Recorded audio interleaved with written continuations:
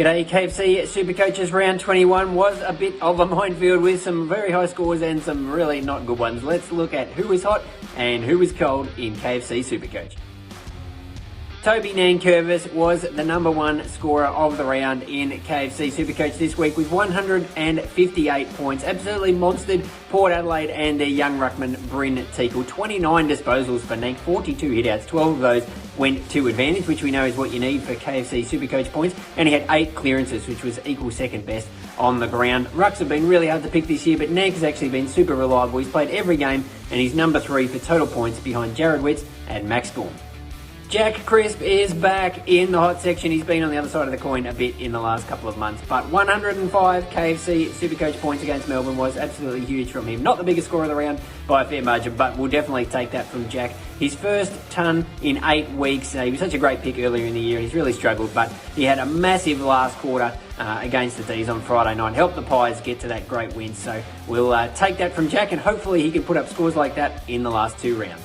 And a shout out this week to Josh Kennedy from the Eagles. I don't think he's in too many KFC SuperCoach teams anymore, but 156 points in your last game. What a way to go out. 8 goals, of course. Absolutely awesome. He actually missed one right at the end. Could have really given his score another massive boost. But over 17 seasons, 293 games. He actually started in 2006, which is the same year as KFC SuperCoach started. So we love Josh, and that's his 5th highest score of his career. He actually scored 190 once against the Bulldogs back in 2011. But to finish off with a 156. We salute you, Josh. Have a great retirement.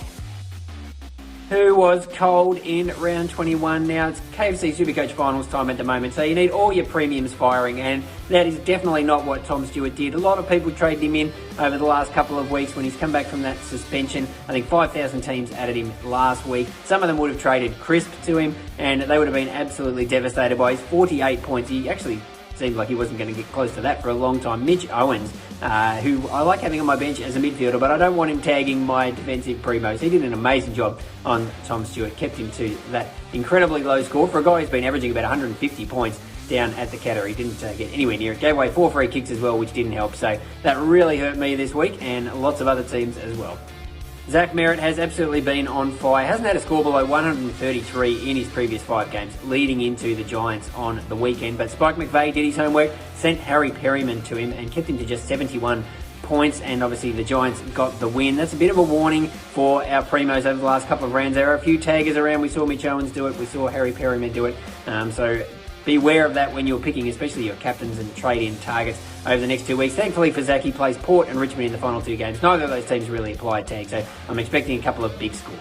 My third cold player for the week is Sean Darcy. I was watching this game on Saturday and just thinking, what is this guy doing? How did he score last year 183 points and 193 points in consecutive rounds? He just could not get near it. Only 12 touches, only 6 hitouts to advantage, which is what he absolutely dominated in last year. He hasn't scored 100 points for a month. All the rucks pretty much underperforming, except maybe Nick. So it's been really hard, but I don't think I could pick him again next year. We're worried about his durability. He actually has played most games, but he's scoring just not up to it. He averaged 118 last year. He looked like he was set to go through the roof. He's just averaging over 100 this year, so I don't know how we're going to pick a ruckman next season.